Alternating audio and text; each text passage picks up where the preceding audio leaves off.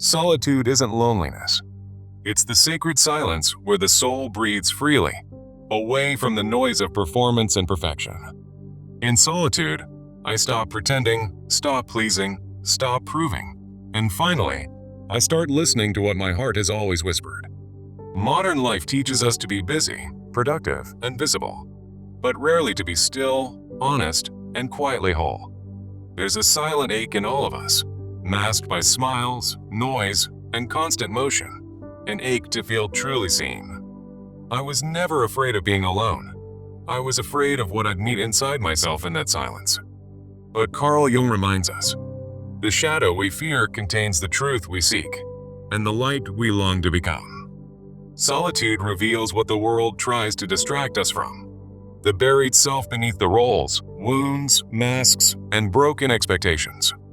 When I sit in solitude, I meet the child in me who still remembers how to feel without defense or fear. The healing begins not when pain disappears, but when I'm brave enough to face it in silence without needing to fix it. Solitude does not ask for action, only presence.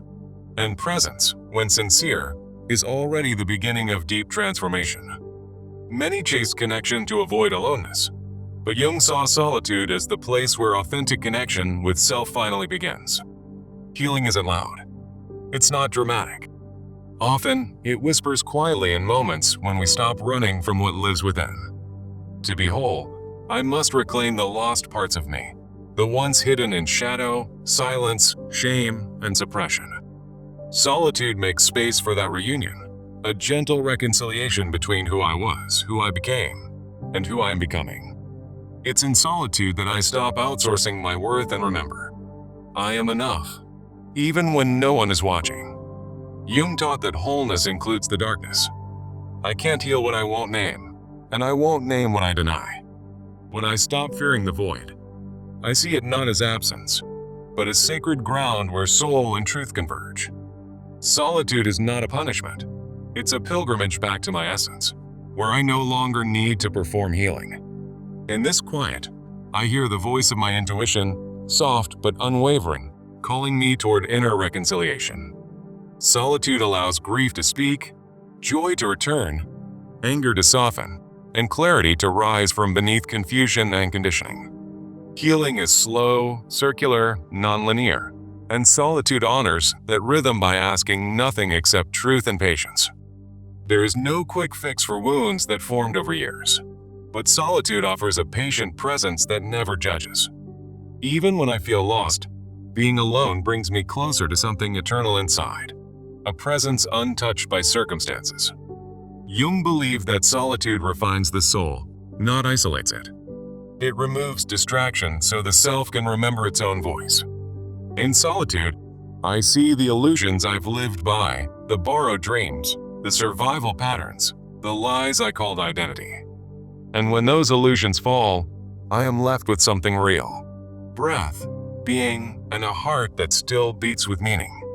Solitude doesn't isolate, it integrates. It brings back the forgotten fragments and weaves them gently into the tapestry of wholeness. Sometimes healing is not adding more, but releasing what never belonged. And solitude helps me see that difference clearly. This sacred space teaches me to unlearn what wounded me and remember what nurtures the soul beneath society's noise. Not every moment in solitude is peaceful, but even in the discomfort, I find pieces of myself I didn't know I lost. Sitting alone becomes sacred when I stop trying to escape and start trying to understand the silence as a teacher. Jung saw solitude as the womb of renewal, a place where the self retreats, not to hide, but to be reborn. I thought healing required answers, but in solitude I discovered it starts with questions and the courage to sit with them. No mirror reflects me as honestly as solitude does. It shows both the ache and the quiet resilience I carry. Healing is not an escape from life. It's a deeper entry into its mystery, starting with the mystery of myself. I do not need to fix every emotion. I only need to feel it fully, without shame, without distraction, without denial. In the quiet, I don't find perfection. I find permission to grieve, to hope, to rest, and to begin again. Solitude isn't the absence of love. It's the soil in which self-love can finally take root and grow honestly.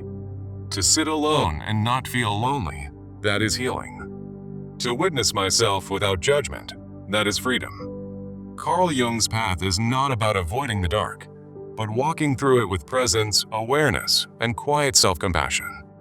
The path inward is rarely easy, but each step in solitude brings me closer to the core that cannot be broken. There's no timeline for healing. Solitude invites me to trust the pace of the soul, slow, steady, and always sincere. I once feared being alone. Now I fear losing the clarity I find when I am. The world rewards performance, but my soul longs for presence, and solitude teaches me how to come home to that. Solitude is not retreat, it's remembrance. Not escape, but embodiment. Not silence, but the purest kind of listening. Each moment alone becomes sacred when I stop measuring it by productivity and start measuring it by presence.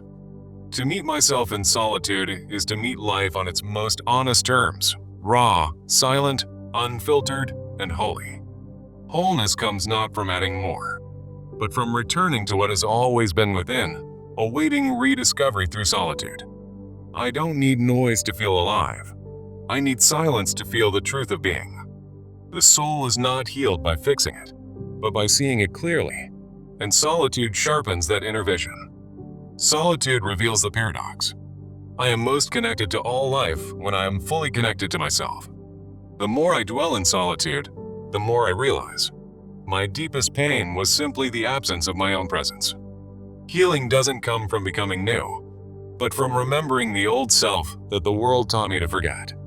Jung's wisdom whispers, walk into your own silence, not to disappear, but to finally reappear as who you truly are.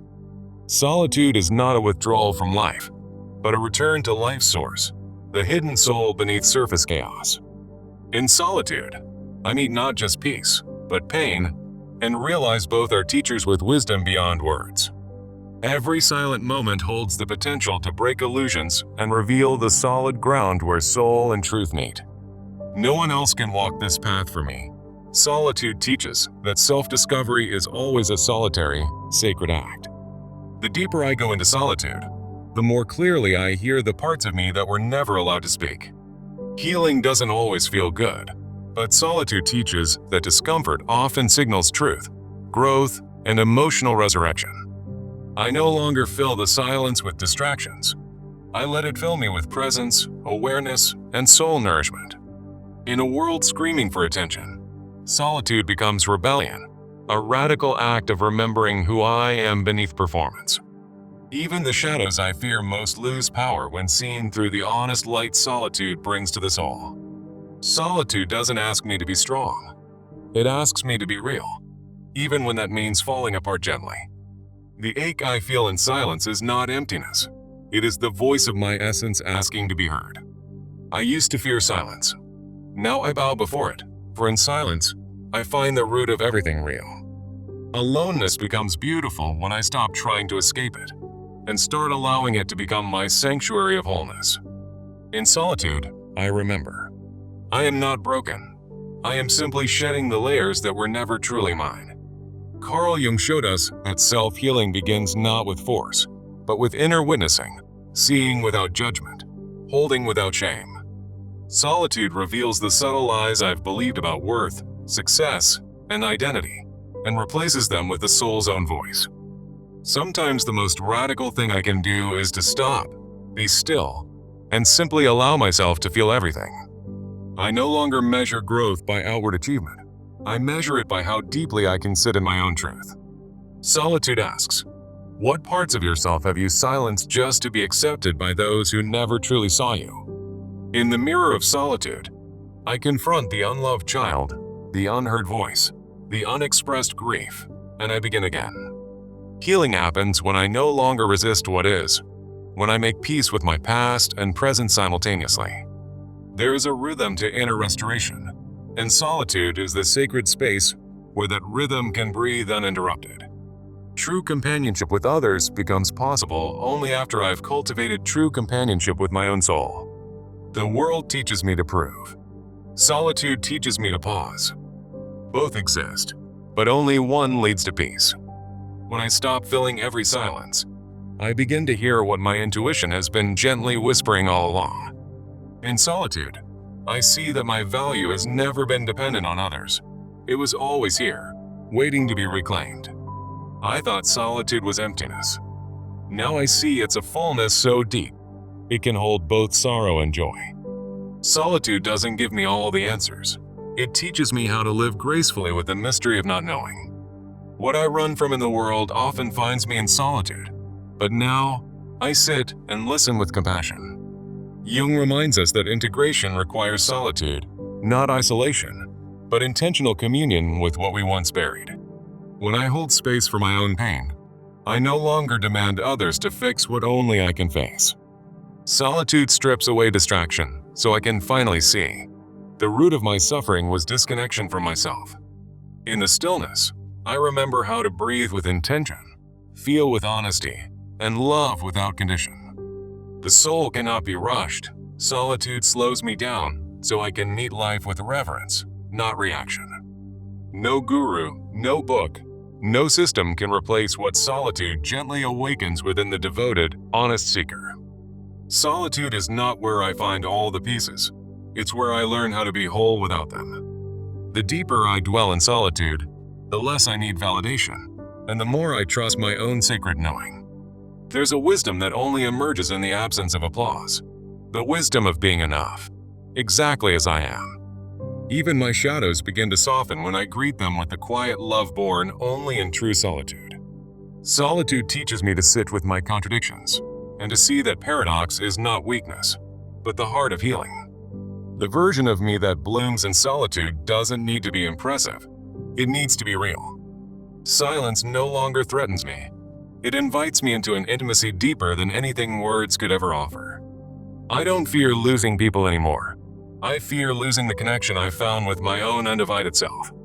Solitude has shown me there's a part of me that is untouched by trauma, unchanged by fear, and eternally whole. Being alone is no longer something I endure. It's something I treasure, like sacred ground only I am meant to walk. The quiet doesn't erase my pain, but it does hold it with gentleness, patience, and the possibility of transformation. In solitude, I don't perform healing, I embody it. Slowly, quietly, honestly, one breath and truth at a time. Jung saw solitude as a temple, not an escape, but the place where soul and psyche meet in sacred dialogue. I now know, I was never broken. I just needed space to listen to the parts that were never heard. There is a voice in the stillness, not loud, not urgent, but deeply true, asking only for my attention. I no longer chase peace in external places. I sit with myself, and peace gently finds me from within. The more time I spend alone, the less afraid I am of my inner world. It becomes sacred ground. Solitude unravels the knots tied by years of pretending, proving, and performing, gently reminding me who I was before. I used to seek belonging in others. Now I belong to myself first, and everything else becomes a choice. Even pain softens when I stop resisting it. Solitude invites me to feel fully, and trust I won't be destroyed. Not all who wander into solitude are lost. Some are finally finding their way back to the truth of themselves. Jung taught that solitude refines the soul, and I've learned that silence is not empty. It's full of revelation. In solitude, I allow emotions to rise, pass, return, and in doing so, I befriend the flow of my humanity. No longer do I apologize for needing space. Now I protect it like sacred time between my soul and the divine. I don't need to explain my solitude, only honor it, because it's the place where I return to authenticity. The longer I sit with myself, the more I see that healing is a reunion, not a self-improvement project. Solitude teaches me that the wound is not the end of the story. It is the beginning of awakening. In solitude, I drop the weight of expectations and rest in the gentle truth of being human, flawed, and beloved. I used to hide my sensitivity. Now I see it as the doorway through which wisdom and depth emerge. I meet myself again and again in silence, until what once scared me becomes the place I most trust. Solitude holds me gently as I dismantle illusions, and return to the soul that has never abandoned me. When I let solitude hold my grief, it becomes sacred, not shameful, not weak, but part of being fully alive. I don't heal by fixing the past. I heal by being present with myself as I am now. There's nothing to earn in solitude, only to remember, feel, release, and realign with my innermost truth. The self I find in solitude isn't a goal. It's the core I've carried beneath roles, titles, and expectations.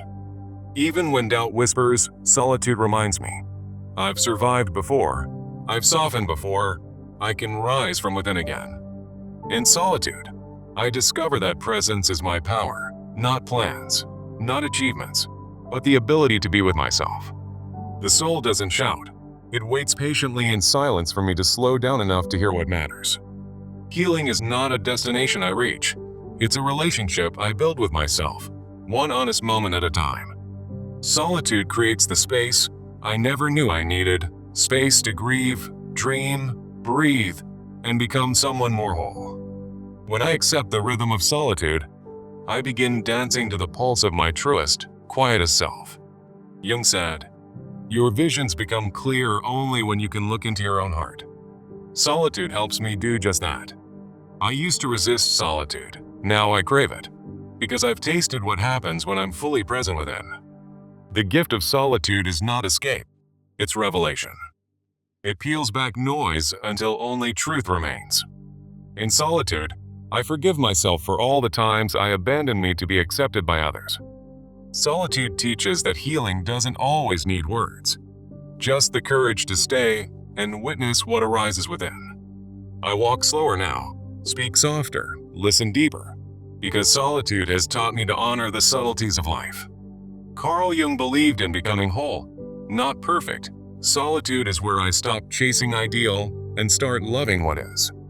My strength isn't measured by how much I accomplish, but by how gently I can sit with my own pain. Every soul deserves a space where it doesn't need to perform. Solitude gives me that sacred place to simply be. No matter what the world demands of me, solitude whispers, "You are already enough, even in your undone state." I no longer fear silence. I fear the life I lived before I made peace with it. Solitude, for me, is not optional. It is the ground of healing, the source of clarity, the breath of life itself.